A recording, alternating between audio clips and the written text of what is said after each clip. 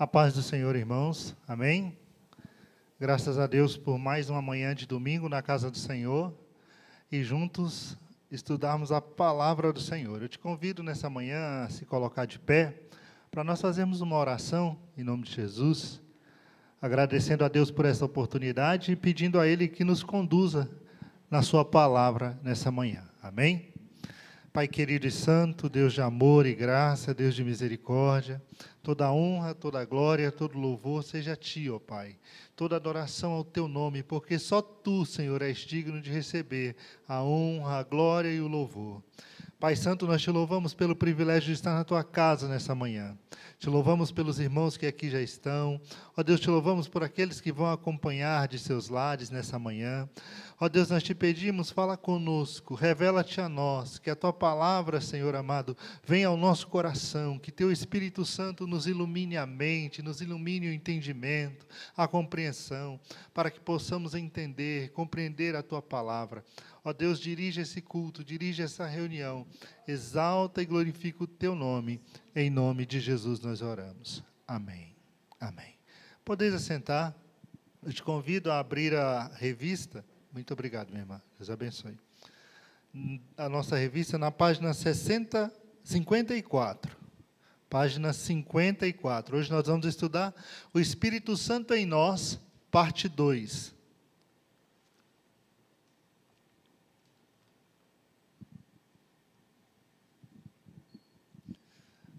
No domingo passado, a pastora Geise nos trouxe a lição sobre o Espírito Santo em nós, parte 1, que é a lição de número 10. Então, ela falou exatamente sobre a ação do Espírito Santo na vida do cristão. E nós vimos que ele age na nossa vida desde a nossa conversão. Aliás, antes da nossa conversão, porque ele nos convence do pecado, da justiça e do juízo. E ao nos convencer, ele nos leva a Cristo, nós entregamos nossa vida a Cristo, e o Espírito Santo operou em nós o quê? A regeneração. Então, nós fomos regenerados, nós nascemos de novo. Lembra do discurso de Jesus a Nicodemos? Aquele que não nascer da água e do Espírito. Então, nascemos de novo, nos tornamos nova criatura pelo poder do Espírito. O Espírito Santo trabalha em nós a comunhão com Deus, foi o que nós vimos, e nos fez o quê? Templo e habitação dele. Nós somos templo e habitação do Espírito Santo. Ele habita em nós. E nós vimos que isso traz algumas responsabilidades, porque se somos do Espírito Santo, significa que o nosso corpo não nos pertence, pertence ao Senhor. Tá certo? E por isso nós devemos guardá-lo em pureza, em santificação, e não podemos destruir o templo do Senhor. Foi o que nós vimos na lição passada, né? Sobre a ação do Espírito Santo. Ele como o penhor da nossa herança. Ele, as advertências quanto ao cuidado de não entristecer o Espírito Santo e não extinguir o Espírito Santo em nossas vidas. Então, na lição passada, falamos exatamente desse relacionamento pessoal nosso com o Espírito Santo, que começa exatamente antes da nossa conversão, no momento em que ouvimos a palavra e o Espírito Santo começa a trabalhar a palavra em nosso coração, nos convencendo do pecado, da justiça e do juízo. Na lição de hoje, nós vamos ver a parte 2, que é exatamente o Espírito Santo em nós, mas agindo em nossa vida, no nosso relacionamento com a igreja do Senhor. Nosso relacionamento com a igreja. A verdade aplicada, na página 54, ela diz assim: tudo o que recebemos de Deus nos é dado em Cristo pelos méritos do Espírito Santo. Por ele temos a unidade na diversidade e a diversidade na unidade. Somos um corpo e como um só povo, somos um só corpo e um só povo, que compartilha das mesmas bênçãos e da mesma graça. Então, olha o que a verdade aplicada está nos dizendo, que o Espírito Santo, ele age trazendo unidade para a igreja, em meio à diversidade. O que é essa unidade em meio à diversidade? É aquilo que o apóstolo Paulo explica, quando você lê 1 Coríntios, eu já te convido a abrir aí, nós vamos ler bastante hoje. 1 Coríntios, no capítulo de número 12. 1 Coríntios 12, versículo 12, 1 Coríntios 12, 12. O apóstolo Paulo diz assim: portanto, assim como o corpo é uma só unidade e possui muitos membros, e todos os membros do corpo, ainda que muitos, constituem um só organismo, assim também ocorre em relação a Cristo. Então, é o Espírito Santo agindo na unidade do corpo por meio da diversidade dos seus membros. O Espírito Santo agindo na minha vida para a edificação do corpo da igreja. O Espírito Santo agindo na sua vida, te dando dons, te dando talentos, te dando poder, graça, e o objetivo é que todos sejam alcançados, que a unidade da igreja seja alcançada, seja abençoada. É sobre isso que nós vamos estudar hoje. Sobre exatamente isso, o Espírito Santo agindo em nós, mas o objetivo é a unidade, é a comunidade, é toda a igreja. O texto áureo é 1 Coríntios 12, 11, que diz: entretanto, o mesmo e único Espírito realiza todas essas ações, e ele a distribui individualmente a cada pessoa conforme deseja. A introdução vai dizer assim, que o Espírito Santo tem uma ampla gama de ações, tanto na vida do crente, em particular, quanto em seu relacionamento universal com a igreja. Então, na lição passada, nós vimos o Espírito Santo agindo na vida do crente de uma forma particular, e hoje nós vamos ver nesse relacionamento que é universal, dentro da igreja do Senhor. Nesse estudo, vamos estudar as suas ações na inspiração da Bíblia, na iluminação do ensino, na capacitação profética da igreja. Veremos também o quanto o fruto do Espírito Santo, o fruto e os dons espirituais são importantes às nossas vidas e ao nosso crescimento espiritual. Então, nós vamos ver exatamente tudo isso no contexto dessa lição. Tá certo? E vamos começar no ponto 1, falando exatamente sobre a inspiração e a iluminação trazida pelo Espírito Santo à palavra de Deus. Que a Bíblia é a palavra de Deus, nós não temos a menor dúvida. Que a Bíblia é a palavra inerrante do Senhor, que foi nos dada pelo Senhor, nós não temos a menor dúvida. E é interessante nós observar que a própria Bíblia, ela afirma a sua autoridade. A própria Bíblia afirma a sua autoridade. A Bíblia, ela é inspiração do Espírito Santo. C.S. Lewis, ele dizia o seguinte, que a Bíblia não é um livro que o homem escreveria se pudesse. A Bíblia não é um livro que o homem escreveria se ele pudesse. Ou que ele poderia escrever se ele quisesse. Não é. A Bíblia foi escrita num período de aproximadamente 1.500 anos. São mais de 40 escritores. São pessoas de diferentes níveis sociais e diferentes níveis culturais. Pessoas que moravam e viveram em lugares diferentes e em épocas diferentes. Você tem o pescador escrevendo, você tem o rei escrevendo, você tem o sábio escrevendo, e você tem o vaqueiro escrevendo, no caso de Amós. Em épocas diferentes, e quando você junta todos os escritos, forma um livro perfeito, sem nenhuma contradição. Com um único autor. Quando você lê a Bíblia, você vê que a Bíblia tem um único autor. De quem foi a inspiração? Do Espírito Santo. Foi o Espírito Santo quem inspirou estas pessoas para escreverem a palavra do Senhor, para nos trazer a palavra do Senhor. O apóstolo Pedro, em sua segunda epístola, 2 Pedro, capítulo 1, versículo 20, ele vai falar o seguinte sobre a inspiração da Bíblia. 2 Pedro 1, 20.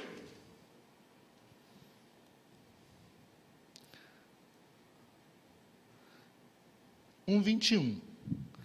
2 Pedro, capítulo 1, versículo 21. Porquanto jamais a profecia teve origem na vontade humana, mas homens santos falaram da parte de Deus, orientados por quem? Pelo Espírito Santo. Homens santos falaram da parte de Deus, inspirados pelo Espírito Santo. Aqui na lição, no ponto 1.1, o Espírito Santo, na inspiração dos profetas, falando acerca da inspiração dos escritores do Velho Testamento, o autor da lição ele vai citar um teólogo, T.P. Simmons, e ele vai dizer o seguinte, que o apóstolo Paulo, quando ele fala da inspiração da Bíblia, ele usa um termo grego que é bem interessante, que é o theopneusto. Theopneusto significa sopro de Deus. Theos, Deus, pneusto, sopro. E quando Paulo ele diz que toda a Escritura é inspirada por Deus, ele está dizendo que toda a Escritura foi soprada por Deus para os seus escritores. Então, foi o Espírito Santo que os inspirou. Isso está lá em 2 Timóteo, capítulo 3, versículo 16. 2 Timóteo 3,16. Paulo diz assim, toda a Escritura é inspirada por Deus. Então, essa expressão, inspirada por Deus, no grego, é exatamente esse termo, theopneusto, ou seja, foi soprada. Foi o Espírito Santo quem trouxe a inspiração para que os escritores do Velho Testamento pudessem escrever a palavra do Senhor. Né? Então, eles foram inspirados pelo Senhor. Ainda no 1.1, nós vamos ver o seguinte. Outro teólogo citado aqui vai dizer o seguinte, o elemento humano da Escritura não prejudica a doutrina da inspiração. Ou seja, o fato dela ter sido escrita por homens, isso não prejudica. Isso não a desmerece enquanto palavra de Deus. Porque foram homens, como disse o apóstolo Pedro, homens santos, inspirados pelo Espírito Santo que a escreveram. Entendeu? Então ele diz aqui, o elemento humano na Escritura não prejudica a doutrina da inspiração. A ação do Espírito Santo nos mais de 40 escritores da Bíblia não foi mecânica e superficial, mas dinâmica e profunda. E embora haja participação humana na formação das Escrituras, não há nela contradição alguma, sendo, portanto, um milagre verbal produzido pelo Espírito Santo.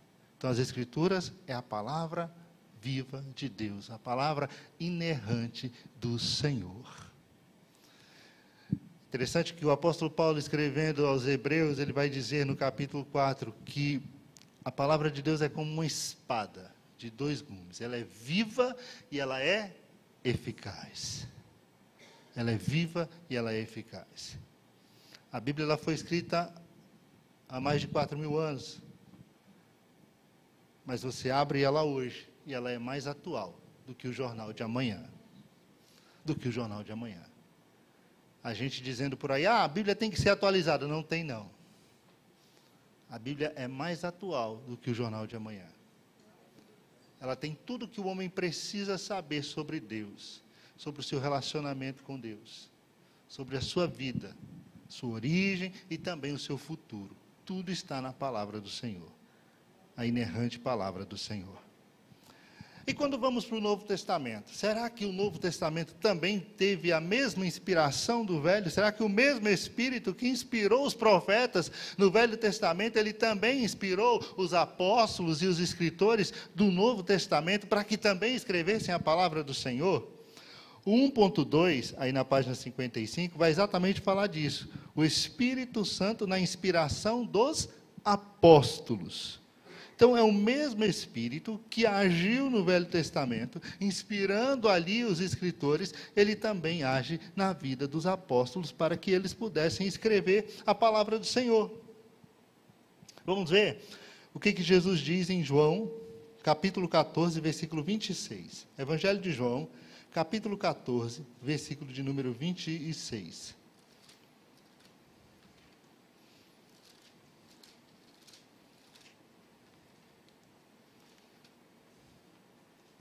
Jesus aqui está falando sobre o Espírito Santo.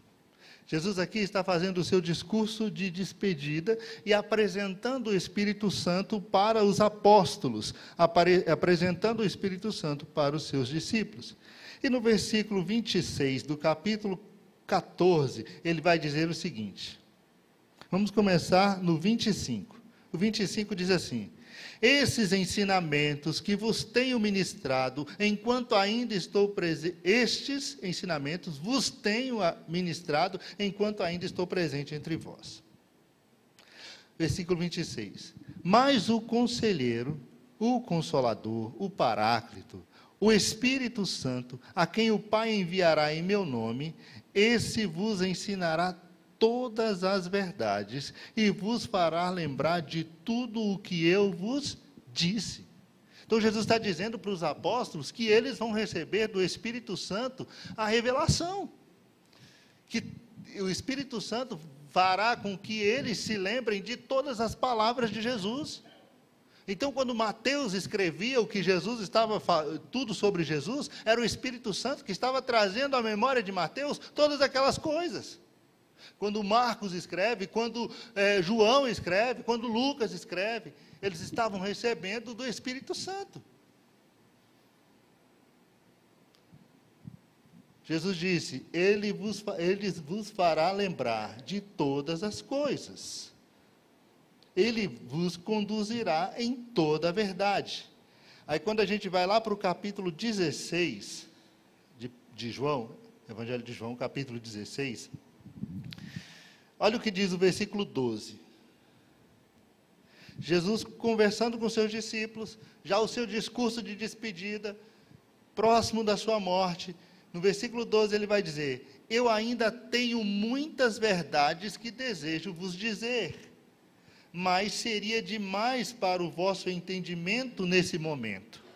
No entanto, quando o Espírito da verdade vier, ele vos guiará em toda a verdade, porque não falará por si mesmo, mas dirá tudo o que tiver ouvido, e vos revelará tudo o que está por vir. Os apóstolos também foram inspirados pelo Espírito de Deus para escreverem a palavra de Deus. Toda a escritura que eles fizeram foi exatamente orientada pelo Espírito Santo, revelada pelo Espírito Santo. O apóstolo Paulo, ele fala exatamente sobre isso, sobre essa revelação que ele recebeu do Espírito Santo, ele e os apóstolos. Quer ver? Abra 1 Coríntios, no capítulo 2, esses textos estão todos na lição. 1 Coríntios, capítulo 2, versículo 10.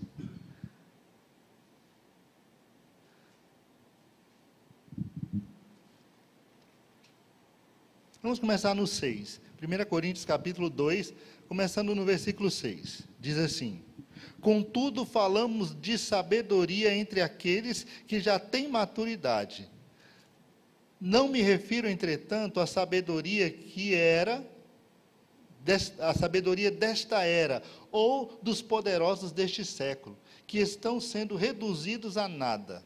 Ao contrário, falamos da sabedoria de Deus, do mistério que estava oculto, o qual Deus preordenou antes da origem das eras, para a nossa glória. Versículo 8.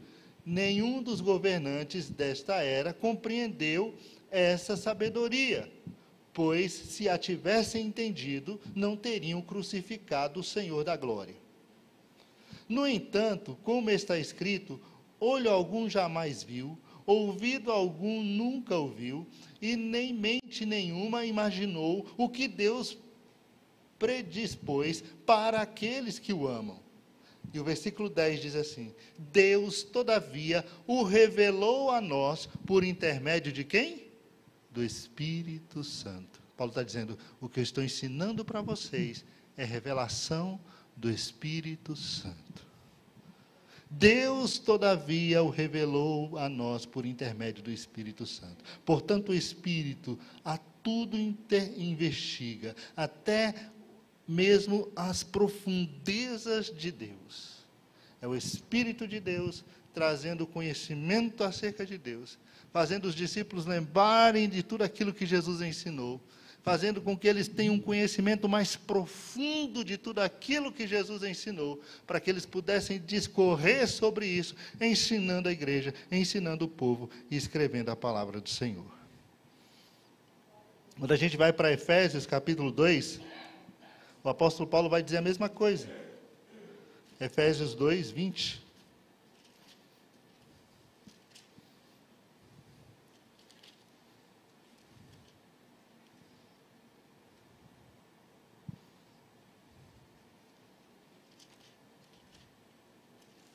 Estou em Filipenses, Efésios 2, capítulo 20, o apóstolo Paulo diz assim, que a igreja, no versículo 19, ele vai dizer, porque não sois mais estrangeiros, nem imigrantes, pelo contrário, sois co-cidadãos dos santos e membros da família de Deus, edificados sobre o fundamento dos apóstolos e dos profetas, sendo o próprio Cristo Jesus a principal pedra angular deste alicerce. Então ele está dizendo, olha, a igreja está edificada exatamente no ensino dos apóstolos, na revelação que estes homens receberam por parte do Espírito Santo e escreveram.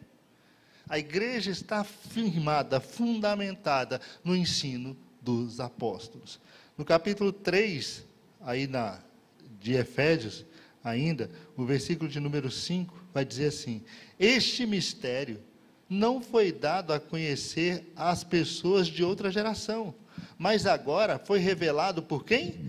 Pelo Espírito Santo, pelo Espírito, aos santos apóstolos e profetas de Deus. Então, a Bíblia é revelação do Espírito Santo. Aqui no 1.2, o escritor ele coloca dessa forma, coube ao Espírito Santo concluir a revelação de Cristo aos discípulos. Revelar significa tirar o véu, mostrar o que havia por detrás das cortinas da lei mosaica. Então, o Espírito trouxe o esclarecimento acerca das Escrituras, a compreensão mais profunda acerca das Escrituras, acerca do que Jesus disse, acerca do que Jesus ensinou, e fazendo-os também lembrar. Ele lhes transmitiu verdades profundas que não se podiam conhecer por meios naturais. Toda teologia, escatologia, soterologia, escatologia após a cruz, vieram pela inspiração do Espírito Santo. Ele guiou os apóstolos em toda a verdade oculta aos profetas do Velho Testamento e anunciou todas as revelações que ouviu do Cristo ressurreto. Por isso, o ensino apostólico é a continuidade da palavra canônica. Assim como o Velho Testamento é inspiração do Espírito, o Novo Testamento também o é. Mas tudo se encerra com a morte do último apóstolo. O texto bíblico canônico se encerrou com João. O último escritor da Bíblia foi o apóstolo João. Depois da morte do apóstolo João, você não tem mais textos sagrados, textos canônicos. A inspiração do Espírito Santo para a escritura da palavra encerra-se ali. Isso fica claro lá em Apocalipse. Quando você abre Apocalipse, capítulo 22, versículo 18, Apocalipse 22, 18 vai dizer assim, portanto declara a todos os que ouvem a palavra desta profecia, deste livro. Se alguém lhe acrescentar algo, Deus lhe acrescentará os flagelos descritos neste livro. Então se encerrou aqui. A revelação bíblica, o texto canônico, o texto sagrado, se encerra aqui.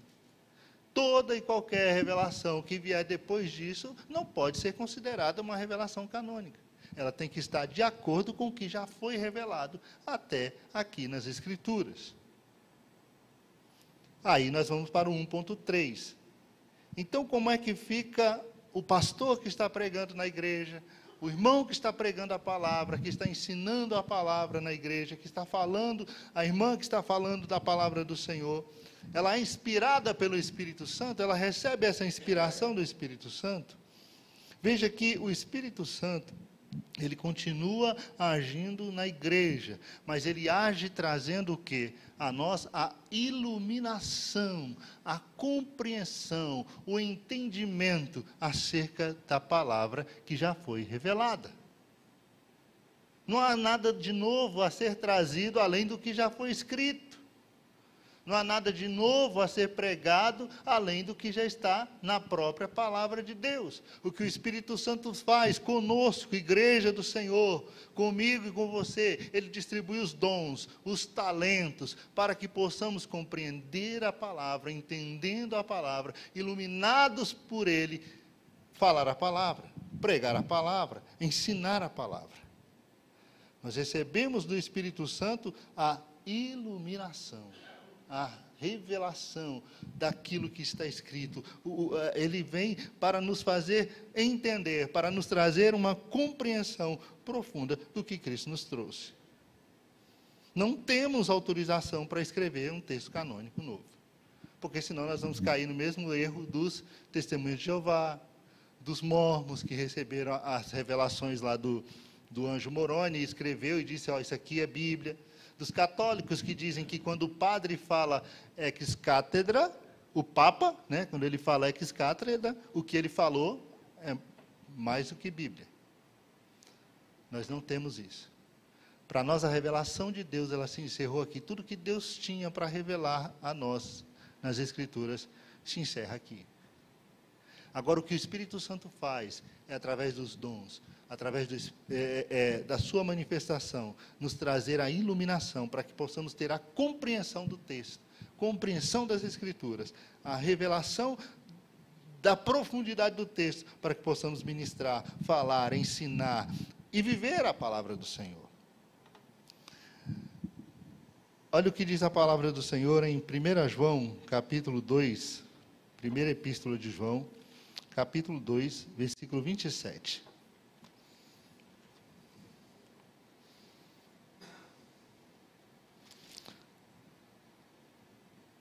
1 João 2, 27.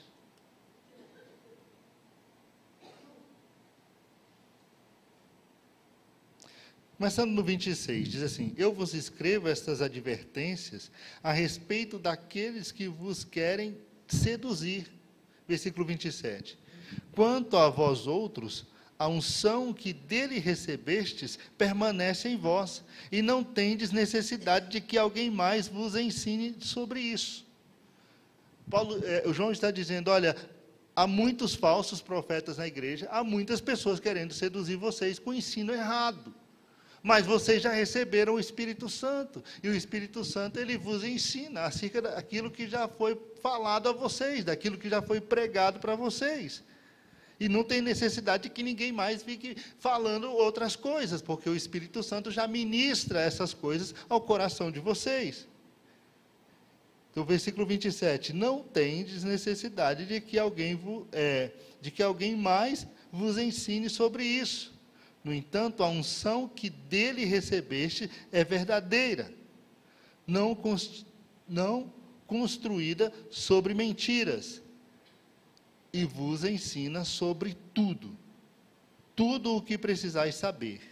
Então, tudo o que nós precisamos saber, o Espírito Santo, ele nos revela através da palavra do Senhor. Então, não há necessidade de termos uma outra fonte, porque o Espírito Santo, ele nos mostra, ele nos revela na palavra. Na palavra, ele nos ilumina na palavra. É isso que o apóstolo Paulo diz também, escrevendo aos Efésios, capítulo 1, Efésios 1, versículo 18.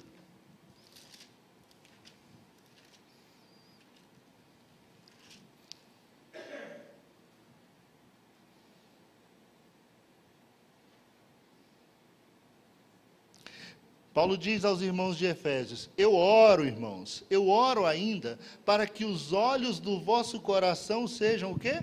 Iluminados, para que saibais qual é a real esperança do chamado que ele vos fez. Quais são as riquezas da glória da sua herança nos santos? Paulo disse: eu oro por vocês para que a mente de vocês seja iluminada, para que vocês recebam essa iluminação, para que possam compreender, para que possam entender. Versículo 19. E a incomparável grandeza do seu ser para convosco, os que cremos, conforme a atuação da sua portentosa força. Então, é o Espírito Santo quem age em nós, trazendo a iluminação acerca da palavra, acerca do que está escrito. Então, nós não temos uma revelação nova. Nós não temos uma revelação nova. Olha o que o escritor da revista coloca aqui no ponto 1.3. Ele diz: a condução da verdade ainda nos é feita pelo Espírito eterno. Todos somos instruídos na verdade e capacitados no dom da profecia, com o auxílio dos dons da palavra, da sabedoria e do conhecimento, para expor os desígnios sagrados. Mas os estudiosos dizem que hoje não falamos por inspiração profética, no mesmo patamar do texto bíblico, mas pela iluminação. O Espírito Santo lança à luz as verdades dispostas nas Escrituras e nos abre o intelecto para conhecê-las e também para transmiti-las. Por isso, quando alguém diz que o pregador no culto esteve inspirado, embora do ponto de vista simplista não esteja errado, seria melhor dizer que o pregador estava iluminado pelo Espírito Santo e trouxe uma poderosa exposição da mensagem bíblica. Então, nós recebemos a iluminação do Espírito para falarmos a palavra do Senhor. Amém? Então, o Espírito Santo, ele trabalha na igreja dessa forma. Ele nos inspira, ele nos capacita, ele nos abre o entendimento, a compreensão da palavra, para que possamos falar, para que possamos ensinar, para que possamos pregar, para que possamos entender e também viver a palavra do Senhor. Então, essa ação do Espírito Santo ajuda no crescimento da igreja, no avanço da igreja enquanto corpo de Cristo. Quando você lê Efésios capítulo 4, olha o que diz Efésios capítulo 4, versículo 11. Assim, ele designou uns para apóstolos, outros para profetas, outros para evangelistas, outros para pastores e mestres. E o versículo 12, com o propósito de aperfeiçoar os santos para a obra do ministério, para que o corpo de Cristo seja edificado. Então, quando o Espírito Santo distribui seus dons, os dons da palavra, os dons ministeriais, ele o faz para o crescimento da igreja, para a edificação do corpo, da igreja como um corpo. Versículo 16, ainda do capítulo 4. Dele todo o corpo, ajustado e unido, pelo auxílio de todas as juntas, cresce e edifica-se a si mesmo em amor, na medida em que cada parte realiza a sua função. Eu usando os dons que Deus me deu, você usando os dons e os talentos que Deus te deu, trabalhando juntos na obra do Senhor, investindo na obra do Senhor, com o Espírito Santo agindo em nossas vidas, fazemos com que o corpo, a igreja do Senhor, cresça e se fortaleça. Cada um fazendo a sua parte. O Espírito Santo agindo na unidade por meio da diversidade. Eu tenho um dom, você tem outro. Deus me chamou para uma coisa, chamou você para outra. Deus me deu um talento, deu outro para você. Mas é o Espírito Santo que está trabalhando isso em nós. E o fim e o propósito final é a edificação da igreja. O propósito final é a edificação do corpo da igreja. Amém? Continuando aqui. O ponto 2, ele vai falar exatamente do viver no Espírito Santo. E o 2.1, ele vai falar, fortalecidos pelo Espírito Santo. Essa expressão, viver no Espírito, ela é bem interessante, porque quando ela aparece na Bíblia, ela está se referindo a um padrão de conduta que é para a vida toda. Quando o apóstolo Paulo, ele escreve lá na carta aos Gálatas, capítulo 5, versículo 16, ele diz assim: vivei no Espírito e não cumprireis as vontades da carne. O viver ali fala não só de você ter um momento, mas fala de um padrão de vida, de um padrão de conduta, de você viver a sua vida inteira se deixando conduzir pelo Espírito Santo. Você viver sua vida toda se deixando guiar pelo Espírito Santo, em suas decisões, em suas escolhas, tendo um relacionamento, sendo orientado pelo Espírito Santo, pelo poder do Espírito Santo. Então, o viver segundo o Espírito é exatamente isso, você ter uma vida conduzida pelo Espírito Santo. E aqui no 2.1, o escritor da revista ele vai tratar exatamente do Espírito Santo nos fortalecendo na luta contra os nossos grandes inimigos. Nós enfrentamos, irmãos, 3 grandes inimigos. O primeiro deles é o diabo. Quando a Bíblia fala do diabo, ela diz, o diabo, vosso adversário. A gente às vezes pensa que o diabo é inimigo de Deus, né? Que o diabo está lutando contra Deus, né? Deus não tem inimigos, irmãos. Deus não tem inimigos. Deus é Deus. Até o diabo serve a Deus. Até o diabo está a serviço de Deus. Agora, o diabo é meu adversário, é seu adversário. E por isso que Pedro, quando escreve, ele diz, o diabo, vosso adversário, está ao vosso derredor, bramando como um leão, buscando alguém que possa devorar. O diabo, ele não brinca de ser diabo. Se eu der bobeira, ele me pega. Se você der bobeira, ele te pega. Ele está como um leão, faminto. Ele não é um leão, mas ele é como se fosse um leão. Faminto, rugindo, querendo devorar alguém. E se eu e você demole, ele vai nos devorar. É um dos nossos adversários. Outro adversário que nós temos é o mundo. O mundo aqui não são as pessoas. Quando a Bíblia fala Deus amou o mundo, ela está falando das pessoas. Deus amou o mundo, Deus amou as pessoas. Mas quando a Bíblia fala, não ame o mundo, não ame o que há no mundo, porque se alguém ama o mundo, o amor de Deus não está nele, fala do sistema, desse sistema maligno que dita regras, que dita normas, para que a humanidade viva. O diabo, o príncipe deste século, ele dita regras, dita normas, regras de comportamento. Regras da moda, regras da cultura, e nós não podemos amar essas coisas porque elas são do mundo, elas não pertencem ao Senhor, e a gente tem que ter cuidado com isso. Agora, um outro inimigo, e talvez esse seja o pior de todos eles, é a nossa carne. A nossa carne. E quando falamos da carne, nós estamos falando da nossa natureza caída e pecaminosa, e nós estamos morando dentro dela. A carne não se converte. Eu sempre ouvi dizer isso, né? Não sei nem quem é que falava, mas a carne não se converte. Não adianta. Você tem que lutar contra ela todo dia. O apóstolo Paulo, ele diz que há uma luta, há uma guerra do espírito contra a carne, e da carne contra o espírito, para que a gente não faça aquilo que a gente quer fazer. Então, um dos nossos maiores inimigos somos nós mesmos. É a nossa natureza, as nossas concupiscências, as nossas vontades, as nossas inclinações pecaminosas. Nós herdamos isso de Adão. E nós vivemos nessa guerra todos os dias. Mas é o Espírito Santo que nos ajuda a vencer essas batalhas, irmãos. É no poder do Espírito Santo que nós vencemos.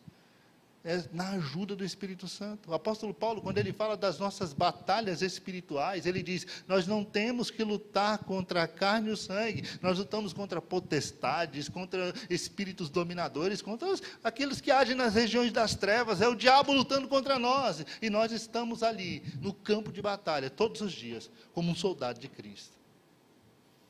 E Paulo diz, olha, como soldado, revista-se de toda a armadura de Deus, coloque a couraça da justiça, capacete da salvação, use o escudo da fé, o cinto da verdade, calce os pés na preparação do evangelho da paz. Mas tenha sempre em mão a espada do Espírito. A espada do Espírito, porque ela vai te fazer vencer. Você lembra de Jesus, na tentação no deserto? Qual foi a arma de Jesus para vencer o diabo no momento da tentação? A espada do Espírito. A palavra, está escrito, está escrito, está escrito. Então o Espírito Santo, ele nos capacita a vencer esses inimigos. Ele nos capacita a vencer essas investidas que vêm contra nós. o apóstolo Paulo, ele diz, andai em espírito e jamais vocês vão cumprir o quê? As concupiscências da carne. Então, quer vencer a sua carne? Viva em espírito, ande em espírito, deixe que o espírito conduza a sua vida. Então, é o espírito que nos ajuda a vencer estes inimigos, esses adversários com os quais nós lutamos todos os dias. Ele está conosco exatamente para nos fazer vencer, para nos conduzir em vitória. O 3.1 diz assim, não, desculpa, é o 2.1. 2.1, ele diz assim, é impossível vencer o mundo, o diabo e o pecado sem a ação proeminente e protetora do Espírito Santo. É impossível vencê-los. Estes três agem como os grandes vilões da nossa santificação e da nossa salvação. E somente nos revestindo da armadura de Deus, empunhando a espada do Espírito e o escudo da fé, é que temos condições de vencê-los. Deus nos deu o Espírito Santo para nos revestir de poder e para nos assistir em nossas fraquezas.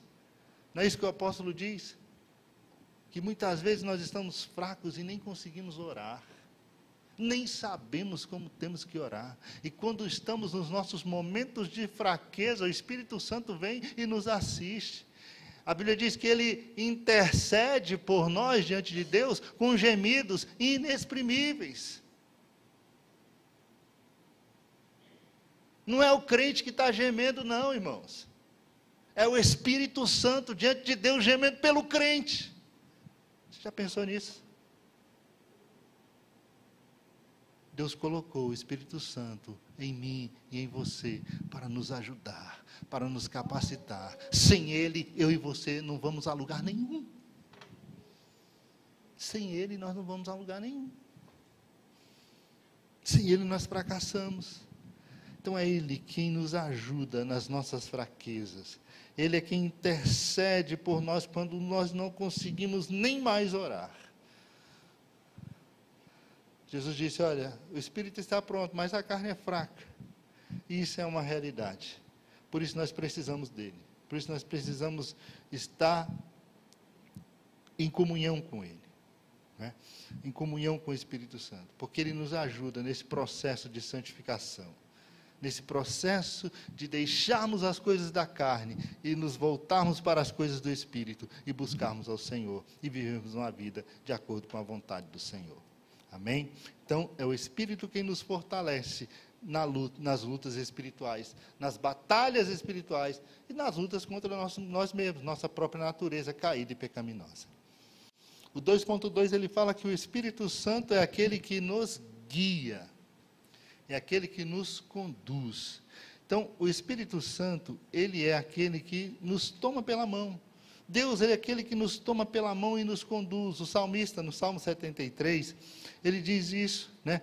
Ele diz que o Senhor é quem o toma pela mão e quem o conduz. Eu gosto desse Salmo 73, é aquele salmo que o salmista diz, olha, eu quase me desviei quando eu via o ímpio prosperar e o justo passando necessidade. Eu vi o ímpio se dando bem na vida, vivendo pecando e a sua vida lá, e eu sirvo a Deus, estou aqui passando por problemas. Aí depois ele entra no templo do Senhor e ele percebe a grande diferença que há entre ele e o ímpio. E por mais que ele esteja sofrendo, ele está com sua vida nas mãos de Deus, ele pertence ao Senhor, é o Senhor quem guia a vida dele. Olha o que ele diz aqui no versículo 23 do Salmo 73. Diz assim, contudo, sempre estou diante de ti, portanto, tomas a minha mão direita e me sustens. Tu me diriges de acordo com os teus desígnios, e no fim, me acolherás em tua glória. Ele diz, é o Senhor quem me conduz, é o Senhor quem me guia, é o Senhor quem me toma pela mão e me conduz. Então, como é que o Senhor faz isso? É o Espírito Santo. O Espírito Santo é quem nos guia. E é interessante, o Espírito Santo só guia crente, só guia quem é crente, só quem é servo do Senhor. O apóstolo Paulo, ele lá no capítulo 8 de Romanos, versículo 16, ele vai dizer assim: porque todos os que são guiados pelo Espírito de Deus são filhos de Deus. Somente os filhos de Deus são guiados pelo Espírito de Deus. E ele ainda diz: se alguém não tem o Espírito de Deus, esse tal não é dele, não pertence ao Senhor. Então é o Espírito quem nos guia, é o Espírito que nos toma pela mão e nos conduz no caminho da verdade. Jesus, quando ele fala do Espírito Santo, ele diz: ele vos guiará em toda a verdade. Ele vos guiará em toda a verdade, ele vai conduzir vocês na verdade. Então, é se deixar levar pelo Espírito, é abrir a Bíblia, é orar e buscar a revelação do Espírito, a iluminação do Espírito na palavra e viver a palavra de Deus, deixar que o Espírito nos conduza conforme Cristo, conforme a vontade do Senhor. Porque Jesus disse: ele vos guiará. O caminho é Cristo. Jesus disse: eu sou o caminho, e quem nos guia nesse caminho é exatamente o Espírito Santo. É Ele quem nos fortalece todos os dias nessa caminhada.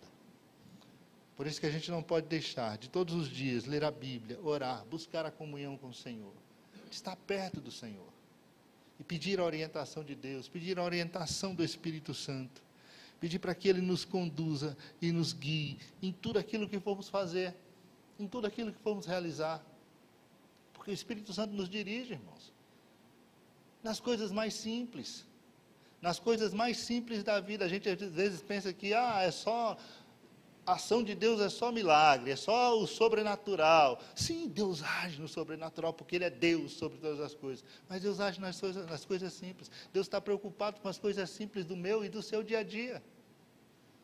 Ele não é o Deus que cuida das aves do céu e não deixa faltar nada para elas? Não é o Deus que cuida do lírio do campo? E Jesus mesmo foi quem disse isso, que hoje está lá e amanhã ele não vai mais existir? Então Ele cuida de mim, Ele cuida de você nos mínimos detalhes. Ele está preocupado com uma folha que cai da árvore. A Bíblia diz: não cai uma folha se Ele não permitiu. Entende? Ele sabe quantos fios de cabelo nós temos na cabeça, Luiz. O que sobrou. Dá até vontade de falar: Deus, multiplica aí, vai. Dá uma força. Aí eu, não, tá bonito assim, Elias, tá lindo assim, eu gosto assim, então tá bom. Deus cuida de detalhes, e dos simples detalhes na nossa vida, então a gente tem que se deixar guiar por esse Deus, se deixar guiar por este Espírito, amém? E o 2.3 diz que o Espírito Santo, ele nos ensina. Jesus disse que Ele nos ensinaria, né? Diz: Ele vos ensinará todas as coisas. Então o Espírito Santo é nosso professor. Às vezes a gente lê a Bíblia, a gente não tem uma compreensão, mas a gente tem que orar e pedir: Espírito Santo, me revela, abre o meu entendimento, abre a minha compreensão. E a gente lê um texto, e daqui a pouco a gente já se lembra de um outro texto que fala sobre a mesma coisa, e a gente vai lá nesse outro texto, e quando a gente abre, o outro texto já lançou luz sobre aquele texto que a gente leu. Então era isso. Então era sobre isso, e a gente já vai para outro texto, e o Espírito Santo vai nos guiando na palavra, vai abrindo a nossa compreensão, vai nos ensinando, e a gente vai aprendendo, irmãos, e vai vivendo, e vai crescendo espiritualmente. É o Espírito Santo quem nos ensina. Ele é quem nos ensina. Quando Jesus fala para os apóstolos acerca do Espírito Santo, ele diz: olha, ele vos fará lembrar. Então ele vai ensinar, trazendo a vocês a recordação de tudo aquilo que eu disse para vocês. Ele vai ensinar, explicando a vocês, fazendo com que vocês entendam de forma mais profunda as palavras que Jesus disse a vocês. Então o Espírito Santo é este professor que nos conduz e que nos ensina. Até porque Jesus disse: olha, eu vou para o Pai, mas não vou deixar vocês órfãos, eu vou mandar outro Consolador, Ele vai estar com vocês. E é Cristo conosco. É Cristo nos conduzindo. Se Cristo era mestre e ensinava os seus apóstolos, Cristo vai para o Pai e Ele deixa o Espírito Santo para também continuar o seu ministério de ensino. Continuar ensinando os seus apóstolos. E continuar ensinando a sua igreja.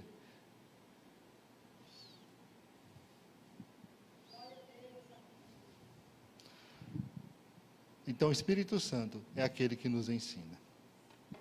No item número 3, nós vamos ver aqui sobre os dons do Espírito e o fruto do Espírito.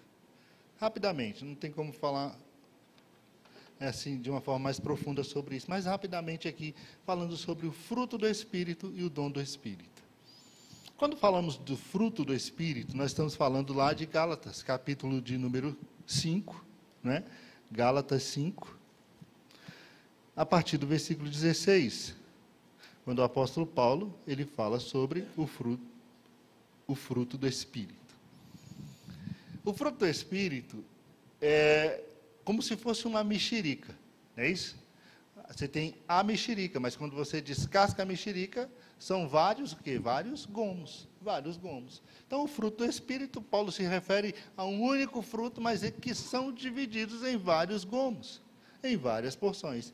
E aqui, o escritor, ele fala o seguinte, no 3.1, o fruto do Espírito é um só, mas tem 9 gomes. Né? E ele cita Stanley Orton, né? que é um teólogo, que diz o seguinte: cultivar o fruto do Espírito é o melhor antídoto às concupiscências da carne. Para vencer a carne, a melhor coisa a se fazer é cultivar em nossa vida o fruto do Espírito. J.A. Costa, outro teólogo, esse aqui brasileiro, ele diz o seguinte, que o fruto é a colheita da plenitude do Espírito Santo, o qual tem 9 evidências do que Deus pode fazer com o nosso temperamento. E eu achei interessante essa frase desse teólogo, né? Ele diz assim, que é a colheita, né, da plenitude do Espírito, o qual tem 9 evidências do que Deus pode fazer em nosso temperamento. Porque muitas vezes a gente diz assim, eu sou assim, eu nasci assim, é a minha natureza, né? Eu sou desse jeito porque é a minha natureza, é porque eu sou assim mesmo. Aqui deu uma, levou 2, né? Falou uma, leva 3, mas é a minha natureza, é por impulso. Quando você se converte, o Espírito Santo começa a habitar em você, e essas coisas têm que mudar. Essas coisas têm que mudar em nós. Por mais que a minha natureza seja ruim, seja pecaminosa, seja inclinada para o mal, o Espírito Santo ele vai trabalhar exatamente para mudar isso. Então não existe esse negócio de, eu sou assim, eu nasci assim, eu vou ser... Não, não vai. A menos que você não se converteu de verdade, a menos que eu não tenha me convertido de verdade. E o Espírito Santo não esteja agindo em mim, porque quem é cheio do Espírito Santo é diferente. Quem é cheio do Espírito Santo vai colher como resultado disso o fruto do Espírito, que são essas mudanças que ocorrem em nossa natureza. Essas transformações que o Espírito Santo faz em nós. Quando você lê Gálatas, capítulo 5, a partir do 16, Paulo vai dizer, portanto vos afirmo, vivei pelo Espírito e de forma alguma satisfareis a vontade da carne. Já falamos sobre viver sobre o Espírito. Portanto, a carne luta contra o Espírito contra a carne, e eles se opõem um ao outro, de modo que não conseguis fazer o que quereis. Contudo, se sois guiados pelo Espírito, já não estáis subjugados pela lei. As obras da carne são manifestas. As obras da carne, elas estão aí, evidentes, para que todo mundo possa ver. Né? E ele diz assim, elas são imoralidade sexual, impureza e libertinagem, idolatria e feitiçaria, ódio, discórdia, que às vezes se fala, pastor, idolatria? Não, sou crente. Imoralidade sexual? Não, sou crente. Impureza? Não, sou crente. E o ódio? E a discórdia? E os ciúmes? E a ira? E o egoísmo? E a dissensão? E a facção? Esse espírito de divisão? E a inveja? E a embriaguez? Não, pastor, só bebo em casa. Socialmente. É só uma cervejinha lá na geladeira, só isso, não vai nada. E orgias, e tudo. E aqui Paulo diz, olha, aqui não está tudo não. Né? O versículo 21, ele diz, invejas, embriaguez, orgias, e tudo quanto se pareça com essas coisas. Né? E tudo quanto seja igual a isso aqui. Contra essas coisas já vos adverti. E já vos preveni que os que praticam estas coisas não herdarão o reino de Deus. Não vai para o céu. Quem vive dessa forma não vai para o céu. Mas aí ele vem mostrando o contraponto a tudo isso, né? Versículo 22. Entretanto, o fruto do Espírito é amor, alegria, paz, paciência, benignidade, bondade, fidelidade, mansidão, domínio próprio. Domínio próprio. Contra essas coisas não há lei. Então, ser cheio do Espírito Santo é exatamente deixar que essas características se evidenciem em nós. O que identifica um cristão cheio do Espírito Santo é exatamente quando essas características estão na vida dele. A gente que é pentecostal costuma achar que quem é cheio do Espírito Santo é quem bate o pezinho, que dá os pulinhos, que dá... Isso é bom. É a manifestação do Espírito. Quando o Espírito vem, né, o Espírito nos toma, a gente fica alegre. Mas isso não significa que a gente é cheio do Espírito Santo, não. Porque ser cheio do Espírito Santo, essa palavra cheio aqui, significa se deixar conduzir, se deixar guiar. Ter o Espírito Santo como aquele que nos conduz, que nos orienta na nossa vida. Então, quem é cheio do Espírito Santo, reflete fruto do Espírito. O que caracteriza o crente cheio do Espírito Santo é exatamente o fruto do Espírito. Essas características, elas estão no seu caráter. O Espírito Santo vai trabalhando isso no nosso caráter. É o processo de santificação. E é um processo. É um processo. Às vezes, na sua vida aconteceu de uma forma mais fácil, na minha vai acontecer de uma forma mais demorada, mais difícil, mas o Espírito Santo vai trabalhando, e eu vou orando, e eu vou lendo a Bíblia, eu vou identificando aquilo que precisa mudar em mim, aquilo que precisa mudar no meu caráter, e pedindo, ô Espírito Santo, olha aqui, ó, eu preciso disso, me dá domínio próprio. Ô Espírito Santo, eu preciso de mansidão. Falar em mansidão é interessante, né? Tem irmão que, né, você fala de mansidão, aí ele fala, Moisés era manso, era o homem mais manso da terra, mas matou um homem. O que você quer justificar com isso?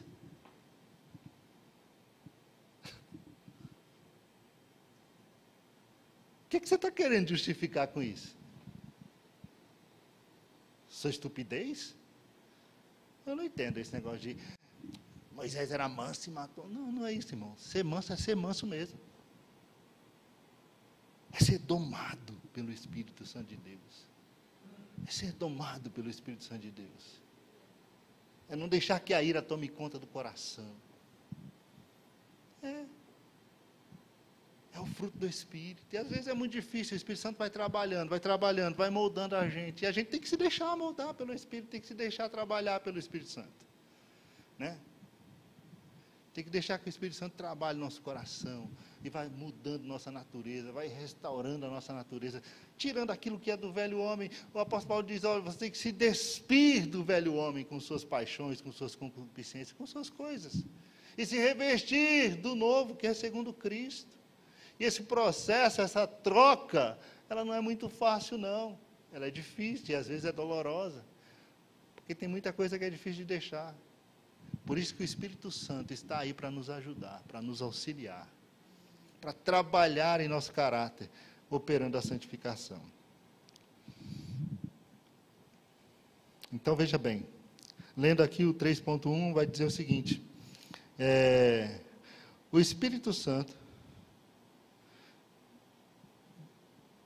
deixa eu ver, está falando aqui do, continuando a leitura, Paulo, falando aos Gálatas, faz uma um contraponto entre o fruto do Espírito e as obras da carne, e diz que ambas são bem conhecidas e refletem o caráter e o estado moral e espiritual de cada um.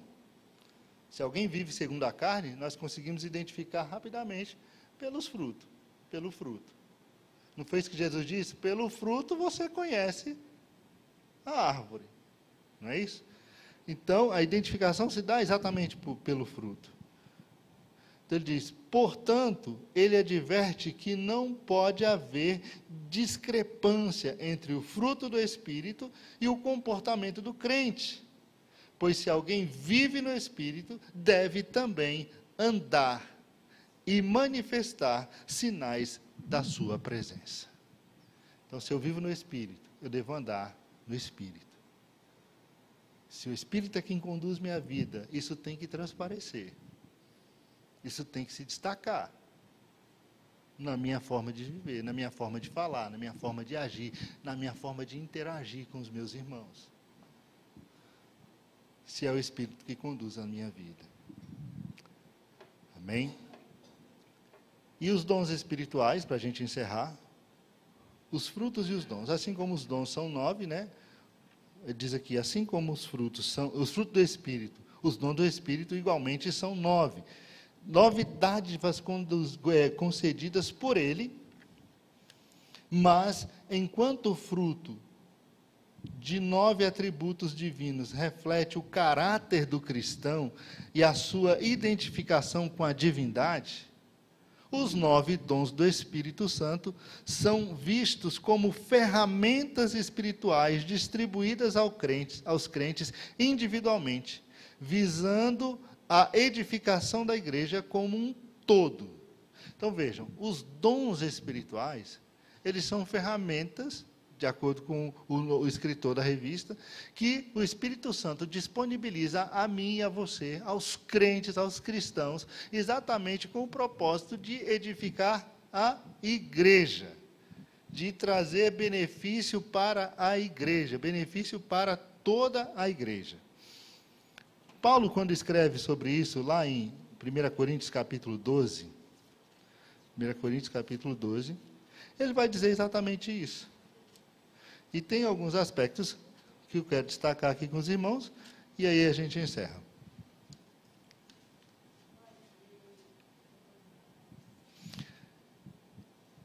Eles são fundamentais para o cumprimento da missiologia cristã. O crente nascido de novo já recebeu o fruto do Espírito, isso diz a revista, né? O fruto do Espírito na regeneração. Mas os dons espirituais são bênçãos resultantes da experiência pós-batismo com o Espírito Santo. Então, quando você recebe o dom do Espírito Santo, recebe o batismo com o Espírito Santo, você também recebe os dons, a partir daí os dons, eles passam a ser manifestados na vida do crente. E quando nós falamos de dons do Espírito, nós estamos falando de algo que é distribuído pelo Espírito Santo da forma como ele quer. Da forma como ele quer. Embora distribuídos individualmente, ele tem por finalidade a edificação coletiva, a edificação da igreja. Quando você lê 1 Coríntios capítulo 12, versículo 7, isso fica claro. A cada um, contudo, é concedida a manifestação do Espírito com a finalidade de que todos sejam beneficiados. Em outra tradução diz, a fim de que alcance um objetivo, um fim único, né? Útil, né? Uma utilidade. Aí eu fico pensando, né? Muitas vezes as pessoas, elas, né? Ah, Deus me revelou tal coisa. E, por exemplo, Deus me revelou que fulano está doente. Mas e daí? Vai curar? É só para que todo mundo fique sabendo? O Espírito Santo é fofoqueiro? Eu fico com essas dúvidas, né? Outro dia eu estava na igreja e está lá um irmão orando e Deus está revelando. E assim, e ele falava de você, aí falava de alguém da sua família, né? que não estava lá, que ele nunca te viu, ele não conhecia, e ele citava esses nomes dessas pessoas, da sua família. E eu ficava pensando, meu Deus, qual o objetivo disso, Jesus? Qual é a utilidade disso? Né? Se não tiver um objetivo prático, se não tiver alguma coisa que vai edificar a igreja, que vai trazer mudança para a igreja, que vai fortalecer a fé da igreja, revelar por revelar, mostrar por mostrar, isso é para o pregador, é para o profeta, né? Isso vai encher a bola dele. Mas os dons espirituais, ele tem uma finalidade, tem um objetivo, é a igreja, é edificar a igreja, é edificar a igreja. É trazer edificação para o povo de Deus, para a igreja de uma forma geral. Né? Trata-se de uma manifestação do Espírito, é uma manifestação, e se eu falo de manifestação, não estou falando de algo que é meu, que é a hora que eu quiser. Aí eu tenho o dom de profecia, então, eu vou orar por profecia. Agora tem isso, né? Irmãos, eu tenho um pé atrás com essas coisas, eu não sei, né? E às vezes eu fico, Jesus me ajuda a entender isso, né? Porque de repente, vai que eu estou errado, né? Orar por revelação. Exato. Aí tem essas coisas, e eu não vejo esse dom na Bíblia. E ali, vamos lá que a irmã lá, ela ora por revelação. Vamos lá que aquele irmão ali, ele ora por revelação. E você chega lá, ele vai orar e vai revelar alguma coisa, pode ter certeza. Não vai sair ninguém de lá sem revelação. Qualquer hora, qualquer dia, onde chegar, qualquer hora que chegar, vai ter revelação. O dom é dele. Pertence a ele. O Espírito Santo usa ele ali, ele está ali, toda hora ali. Então já não é mais uma manifestação do Espírito. Porque o que o apóstolo Paulo ensina aqui, que os dons são manifestações do Espírito naquilo que for útil, é para a igreja. É para a igreja. A necessidade aqui de que alguém tenha o dom do discernimento para entender o que está sendo pregado, para entender se é Deus ou não que está falando, se é Deus ou não que está agindo. O Espírito Santo vai manifestar, pode ser em mim, pode ser em você, pode ser em qualquer um. Deus quer falar e Ele precisa usar alguém, Ele vai usar em profecia, seja quem Ele quiser, do jeito que Ele quiser. Mas nós assinalamos o profeta, é esse aqui, é aquele ali, eu não sei, eu posso estar equivocado quanto a isso, mas eu tenho um pé atrás. Trata-se de uma manifestação do Espírito Santo. O crente não é dono do dom. O Espírito distribui como ele quer, é isso que diz o texto. O Espírito Santo, ele distribui os dons da forma que ele quer. Da forma que ele quer. Né? Eu acho que eu sou profeta, mas o Espírito Santo disse, não, hoje eu não vou usar o Elias, hoje eu vou usar a pastora Vera. Ele faz do jeito que ele quer. Ah, mas a Vera nunca profetizou, a pastora Vera nunca profetizou. E daí? Quem usa é o Espírito Santo. E às vezes a gente até se assusta, né? Fala, meu Deus, eu nunca falei isso, eu nunca fiz isso. E tem alguma coisa que você começa a lutar contra você, contra o Espírito, e você fala, Jesus é o Senhor mesmo. Né? Aquele temor de fazer alguma coisa que não é da vontade de Deus, que não é do Senhor. Mas o Espírito Santo age através dos dons espirituais, com uma finalidade específica: trazer a edificação para o corpo, para a igreja. Se não traz edificação para todos, se não é edificação para a igreja, não tem propósito. Paulo é muito claro, os propósitos dos dons espirituais é esse: edificação para a igreja. Edificação para a igreja. São dádivas que, apesar de disponíveis à igreja, devem ser buscadas e exercidas para o bem da coletividade cristã, para o bem da coletividade. O apóstolo Paulo ainda nos incentiva, lá no capítulo 14, versículo 1, a buscar os dons espirituais. Diz, busca os dons espirituais. Busca os dons espirituais. Né? Ainda mais aqueles que trazem edificação para a igreja. Ele fala do dom de línguas, né? Ele fala, olha, você fala em línguas, que bom, é bom que todo mundo fale em língua mesmo, mas eu quero mais que vocês profetizem do que vocês falem em língua, porque quem fala em língua edifica a si mesmo, mas quem profetiza está edificando a igreja. E essa é a finalidade maior, é edificar a igreja. E ele fala, então, quem profetiza é maior do que o que fala em língua, a menos que o que fala em língua interprete a língua. Porque edifica a igreja. Esse é o propósito maior dos dons. Então vamos buscar, né? Vamos pedir para o Senhor, Senhor, manifesta em nossas vidas o dom do Espírito, manifesta em mim o dom do Espírito Santo, naquilo que for útil.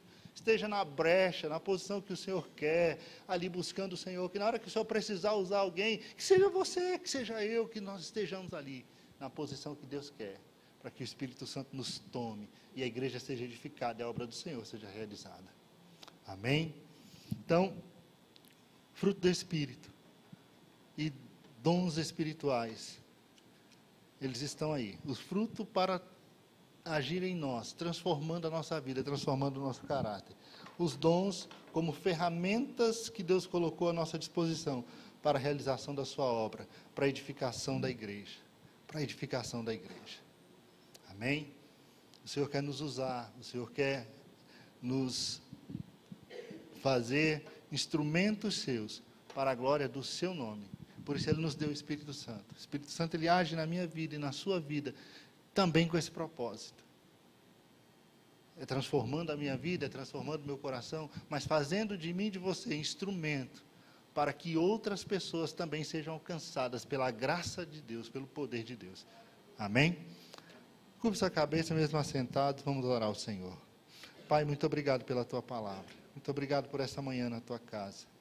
Pedimos, Senhor, para que o Teu Espírito Santo esteja sobre nós, nos dirigindo, nos direcionando, nos conduzindo. Queremos ser cheios do Espírito, Senhor. A cada dia, buscando Tua face, buscando Tua presença. Ó Deus, que Teu Espírito Santo nos transforme conforme a Tua palavra. Que Teu Espírito Santo nos transforme para que possamos ser cada dia mais parecidos contigo. Ó Deus amado, que possamos colher em nosso caráter o fruto do Espírito todos os dias, Senhor. Molda-nos, nós precisamos de Ti. Sem Ti nós não venceremos, sem Ti nós não conseguiremos, Senhor. Portanto, o Senhor esteja conosco. Derrama sobre nós, ó Deus, o poder do Espírito. Manifesta em nossas vidas os dons espirituais. Os dons, Senhor, para que possamos trazer edificação à Tua igreja. Usa-nos segundo a Tua vontade, a Tua santa e gloriosa vontade, segundo o Teu propósito. Nós colocamos nossa vida em Tua disposição, à Tua disposição, em Tuas mãos, para que vidas se convertam a Ti, para que o Evangelho seja pregado, para que possamos sair, ó Deus, dessa inércia e fazer a Tua obra, em nome de Jesus. Amém, amém. Que o Senhor abençoe.